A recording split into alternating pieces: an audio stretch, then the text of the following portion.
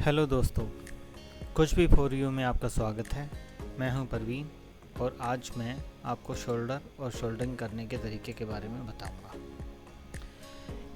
ये हमारा एक बेसिक सा शोल्डरिंग आयरन है 30 वॉट का, जो किसी भी इलेक्ट्रॉनिक शॉप से मिल जाता है। इसमें ये आगे की जो बिट है, इसे हम अपनी सुविधा के अनुसार चेंज कर सकते हैं, मोटी पतली जैसी भी लगा सकते हैं। दूसरा आयरन है हमारे पास 60 वॉट का हैवी आयरन। इससे हम बहुत ज़्यादा बड़ी हैवी जो शोल्डरिंग्स होती हैं उसको करने में यूज़ में लेते हैं। इसकी भी बिट मार्केट में इजीली मिल जाती है और मोटी पतली हर टाइप की बिट्स अवेलेबल होती हैं। तीसरा जो आयरन है हमारे पास वो है गुड कंपनी का 60 वॉट का आयरन। ये एक प्रोफेशनल आयरन है और थोड़ा सा महंगा आता है। इसकी कॉस्टिंग जो होती है 1200 से 1500 होती है और इसमें भी जो आगे की बिट है वो हम अपनी सुविधा के अनुसार चेंज कर सकते हैं। इसमें भी मोटी पतली जैसी भी हम लगा सकते हैं और इसको लगा के इसे नट टाइट कर सकते हैं। फिर दोस्तों हमारे पास आता है टेम्परेचर कंट्रोल आयरन। ये है सायरन का 936। ये एक टेम्परेचर कंट्रोल आयरन है। इसमें हम टेम्परेचर जो ये नॉब है इसके द्वारा कम या ज़्यादा कर सकते हैं और जितना हम सेट करेंगे आयरन उतनी ही टेम्परेचर हमें देगा, ना कम ना ज़्यादा। और इसे हम इस पंच के द्वारा साफ कर सकते हैं। इसमें भी ये जो बिट है, ये बिट हम चेंज कर सकते हैं। इसकी बिट भी आसानी से मार्केट में मिल जाती हैं। ये इस तरह की आती हैं, बिल्कुल पॉइंटेड आती हैं, थोड़ी सी उससे मोटी आती हैं और फिर इस तरह की बिट आती हैं। इसको हम ऐसे खोलेंगे और ये इसलिए ओपन हो जाता है। खोलने के बाद कोई भी बिट जो हमें यूज़ करनी है इसमें लगा के इसे हम वापस ऐसे टाइट करके यूज़ कर सकते हैं। इसके बाद हमारे पास आता है PX500। ये भी एक प्रोफेशनल आयरन है और ये काफ़ी महंगा आता है। ये आयरन कम से कम 4000 रुपये से शुरू होता है। इस पर भी एक नॉब लगी होती है और कम ज़्यादा करके हम इसे भी टेम्परेचर कर सकते हैं। इसकी भी बिल्कुल सेम बिट है, यही बिट इसमें भी यूज़ हो जाएगी। इसमें भी वही तरीका है, बस खोलना है और जो भी पॉइंटेड मोटी पतली जैसी भी बिट हमें चाहिए वो हम लगा के इसे यूज़ कर सकते हैं। इसके बाद फ्रेंड्स जो आयरन है ये मेरा फेवरेट है। ये एक छोटा सा आयरन है बिना स्टैंड के और इसमें टेम्परेचर कंट्रोल नॉब दी होती है। अगर आप कहीं बाहर जा रहे हैं तो इसे आराम से थैले में डाल के लेके जा सकते हैं और अपने अकॉर्डिंग टेम्परेचर सेट कर सकते हैं। इसमें भी वही बिट यूज़ होती हैं जो इससे पहले मैंने 2 आयरन दिखाए थे। इसमें भी वही तरीका है, इसे खोलना है, बिल्कुल सेम वैसा ही तरीका है। सिंपली खोलना है, निकालना है और जो बिट आपको चाहिए वो बिट इसमें हम लगा सकते हैं। ठीक बिल्कुल इस तरह से।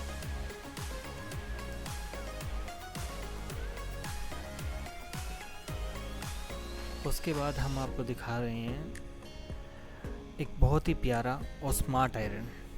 इसे मैं बहुत ज़्यादा यूज़ करता हूँ। ये आजकल मार्केट में काफ़ी चर्चा में T12X। बहुत ही लाइट वेट है, छोटा सा है, बहुत ही प्यारा डिज़ाइन है और इसमें बहुत सारे फंक्शंस हैं। मैं आपको दिखाता हूँ। ये इसकी स्क्रीन है, यहाँ पे डिजिटली डिस्प्ले होता है। ये देखिए, इसे हमने ऑन कर लिया है T12X।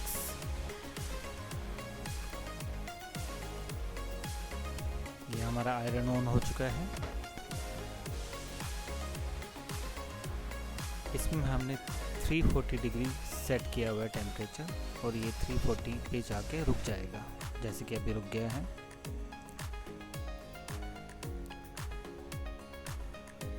और ये देखिए हमारा आयरन बिल्कुल गर्म हो चुका है 340 डिग्री।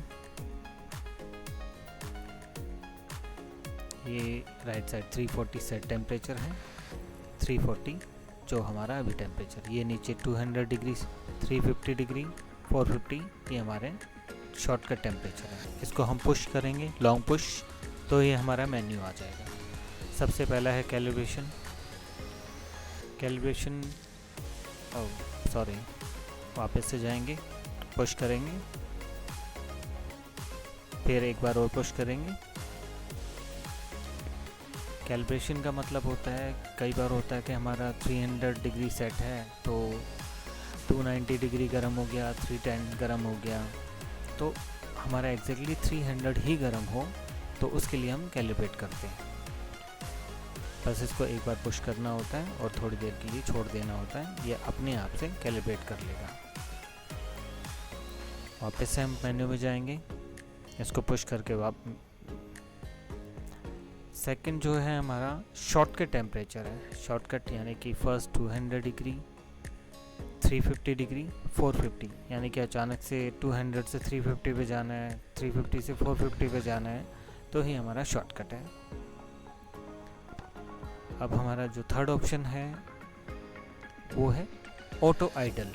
ऑटो आइडल का मतलब ये होता है कि जब हम इस पे काम नहीं कर रहे होते हैं तो जो हम मिनिमम टेम्परेचर सेट कर देते हैं, जैसे कि मैंने 80 डिग्री किया हुआ है और डिले टाइम जो है 1 मिनट किया हुआ है, जैसे कि अब मैं बढ़ा के 5 कर देता हूँ, तो 5 मिनट तक अगर मैं आयरन को टच नहीं करूँगा तो 5 मिनट के बाद इसका टेम्परेचर अपने आप 80 डिग्री हो जाएगा।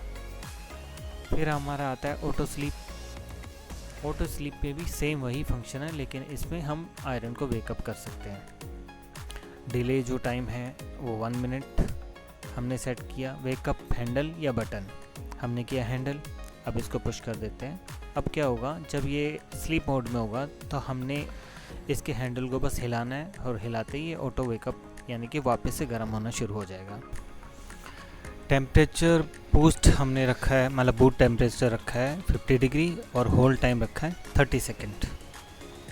इसका मतलब ये है कि अचानक से काम करते करते अगर हमें एक्स्ट्रा टेम्परेचर की ज़रूरत होती है तो हम इस नॉब को सिर्फ एक बार प्रेस करेंगे, प्रेस करते ही 50 डिग्री टेम्परेचर बूस्ट हो जाएगा 30 सेकंड के लिए, और 30 सेकंड के बाद ये वापस नॉर्मल टेम्परेचर पे आ जाएगा। टेम्परेचर स्टेप यानी कि एक बार नॉब घुमाने पे कितना टेम्परेचर बढ़ना चाहिए। हमारा 10 डिग्री सेट है, देखिए एग्जांपल मैं बताता हूँ। 10 डिग्री हमने सेट किया, एक 50 हो गया, 60 हो गया, 370 हो गया, यानी कि 10-10 डिग्री बढ़ रहा है। अब हम इसे 20 करके देखते हैं। अब हमने 20 किया, 20 करने के बाद ये देखिए 390, 410, 430, ये हमारा एरर आ गया क्योंकि ये मैक्सिमम 450 टेम्परेचर के आसपास पहुंच गया है, तो इसलिए एरर आ गया। ये एरर कई बार हमारी जब बिट बहुत ज़्यादा पुरानी हो जाती है तो उस वजह से भी आता है। नेक्स्ट है लैंग्वेज। इसमें 2 लैंग्वेज हैं, चाइनीज़ और इंग्लिश। तो हमें इंग्लिश चाहिए तो हम इंग्लिश सेट कर लेते हैं। उसके बाद है साउंड स्विच, यानी कि जब हम नॉब प्रेस करते हैं, घुमाते हैं, तो इसमें से एक बीप की साउंड आती है। अगर वो साउंड हमें चाहिए तो ऑन ऑफ कर लो, नहीं तो ओके। तो ये था दोस्तों हमारा आयरन T12X। आशा है आपको पसंद आया होगा। Thank you. अब हम आपको शोल्डरिंग करने के बारे में बताएंगे कि शोल्डरिंग हम कैसे कर सकते हैं। ये हमारा शोल्डर वायर, ये टिन और लेड से बना होता है। ये हमारा पेस्ट, ये हमारी solder wick, the solder wire, यानी कि एक्स्ट्रा शोल्डर को हटाने के लिए या डी शोल्डर करने के लिए हम इसे यूज़ में करते हैं। ये हमारा कटर, और ये है हमारी ट्वीज़र, चिमटी, जो कि एक बेसिक से टूल्स हैं जो कि एक नॉर्मल शोल्डरिंग करने के लिए यूज़ में लिए जाते हैं। आइए अब हम देखते हैं कि अच्छा, ये है हमारा थिनर, मुर्गा छाप थिनर, किसी भी पेंट शॉप से मिल जाएगा। ये क्लीनिंग के काम आता है। दूसरा हमारा ये है water for cleaning PCB board.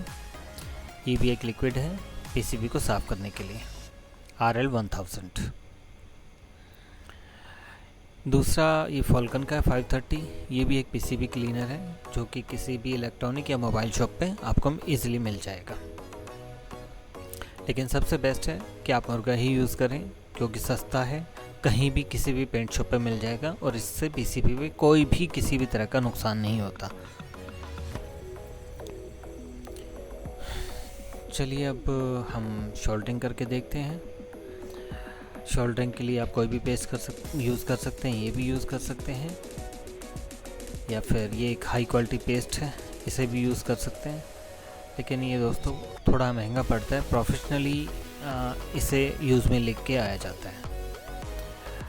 कभी कभार शोल्डरिंग करनी हो, थोड़ी बहुत शोल्डरिंग करनी हो तो आप इस तरह का सिंपल सा कोई भी पेस्ट ले सकते हैं जो कि 15 से 20 रुपए में स्टार्ट हो जाता है। तो आप ये पेस्ट लेके रख सकते हैं।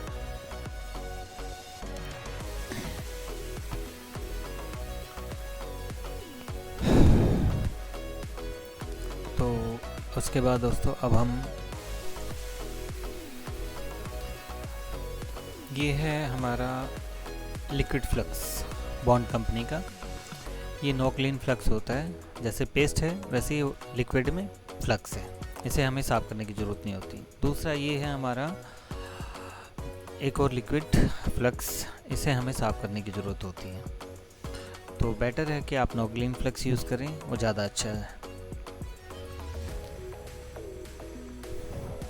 उसके बाद है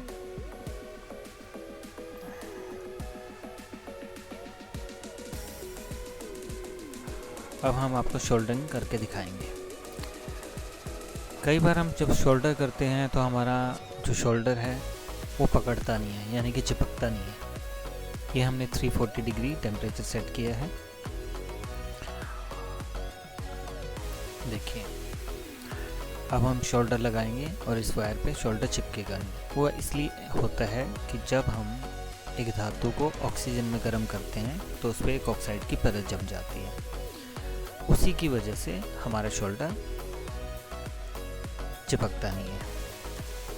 तो इसके लिए हमें क्या करना होता है कि इस धातु या जो भी धातु हम चिपका रहे हैं उसके ऊपर थोड़ा सा फ्लक्स हमें लगाना होता है। जैसे ही हम फ्लक्स लगा के दोबारा से शोल्डर लगाएंगे तो वो इमिडिएटली उसी टाइम चिपक जाएगा। एक तरीका ये भी हम डायरेक्ट शोल्डर लगा के भी ऐसा कर सकते हैं, क्योंकि जो हमारा शोल्डर वायर होता है उसमें भी थोड़ा सा कुछ अमाउंट में फ्लक्स होता है, इसी वजह से शोल्डर उस पर चिपक जाता है। या फिर डायरेक्टली हम उस पर पेस्ट लगाएंगे। पेस्ट लगाने के बाद और जैसे कि हम यहाँ पे अब वापस से शोल्डर करेंगे, देखिए कितने अच्छे से शोल्डर उस पर चिपक गया। ज़रा से भी हमें मेहनत नहीं करनी पड़ी, लगाते ही शोल्डर बिल्कुल अच्छे से चिपक गया। फ्रेंड्स ये मेरी पहली वीडियो है, कोई गलती हो तो क्षमा कर दीजिएगा प्लीज़। अब हम पीसी पे भी शोल्डर करेंगे। बिना पेस्ट लगाए या बिना लिक्विड फ्लक्स लगाए हमने शोल्डरिंग करके देख रहे हैं। और यहाँ पे देखिए जो वायर है हमारी पीसीबी के साथ जुड़ तो गया है, लेकिन इतना अच्छे से नहीं जुड़ा है, वो कभी भी टूट सकता है। देखिए अब हम यहाँ पे पेस्ट का यूज़ करेंगे, थोड़ा सा पेस्ट लगाएंगे। और अब देखिए पेस्ट लगाने के बाद अगर हम शोल्डर करते हैं तो कितनी अच्छे से शोल्डरिंग हो गई और परफेक्टली हो गई। ये देखिए अब इससे हम साफ़ करेंगे। साफ़ करने के लिए आप कोई भी टूथब्रश का यूज़ कर सकते हैं, जो भी घर में पुरानी टूथब्रश होती है उससे अच्छी कोई भी नहीं है। और थोड़ा सा हम थिनर लेंगे, डायरेक्ट थिनर डाल सकते हैं या टूथब्रश पे थोड़ा सा थिनर लेके हम उसे क्लीन करेंगे। और क्लीन करने के लिए हमें एक टिश्यू पेपर की आवश्यकता होगी। टिश्यू पेपर कोई भी ले सकते हैं, वो इसलिए कि टिश्यू पेपर से जब हम साफ़ करते हैं तो टिश्यू पेपर बहुत नाजुक होता है और साफ़ करते वक्त वो बिल्कुल टूट जाता है। तो हमारी पीसीबी या कंपोनेंट्स को कोई नुकसान नहीं होता और पीसीबी भी हमारी बिल्कुल अच्छे से शाइन करती है और चमक जाती है। ये देखिए बिल्कुल अच्छे से क्लीन भी होगी और शाइनिंग भी आ गई।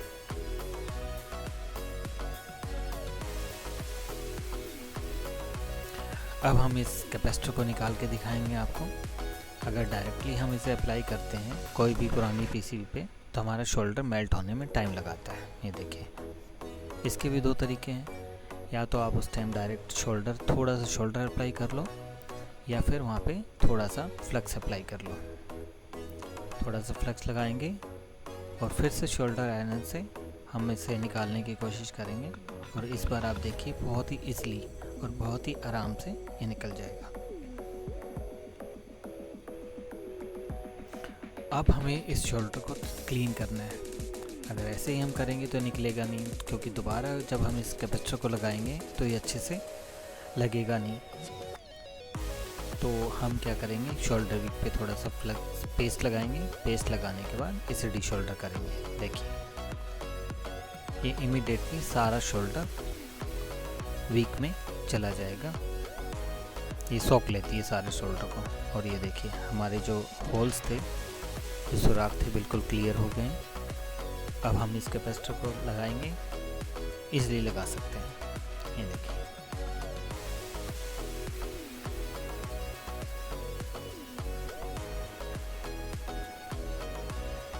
आराम से, बिल्कुल आराम से ये होल के अंदर चला गया। हम शोल्डर करेंगे।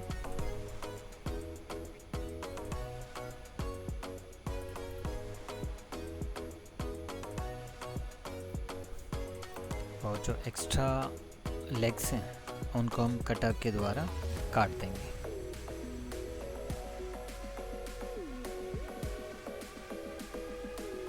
अब फिर से हम इसे साफ करेंगे।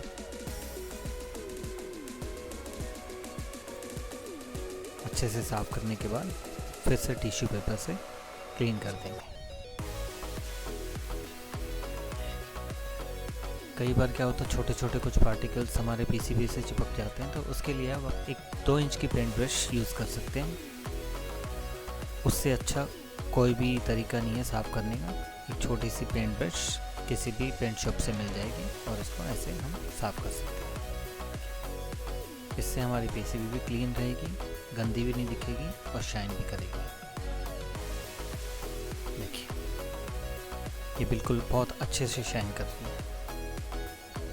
कोई भी किसी भी तरह की गंदगी नहीं है। शोल्डर कहाँ किया था, कहाँ नहीं, कुछ पता भी नहीं चल रहा है। तो ये थी दोस्तों हमारी आज की वीडियो अच्छी लगी हो तो लाइक, शेयर और सब्सक्राइब कर दीजिएगा। और कोई गलती हो गई हो तो प्लीज़ कमेंट में बताइएगा। शिव हरि राम। जय हिंद, जय भारत।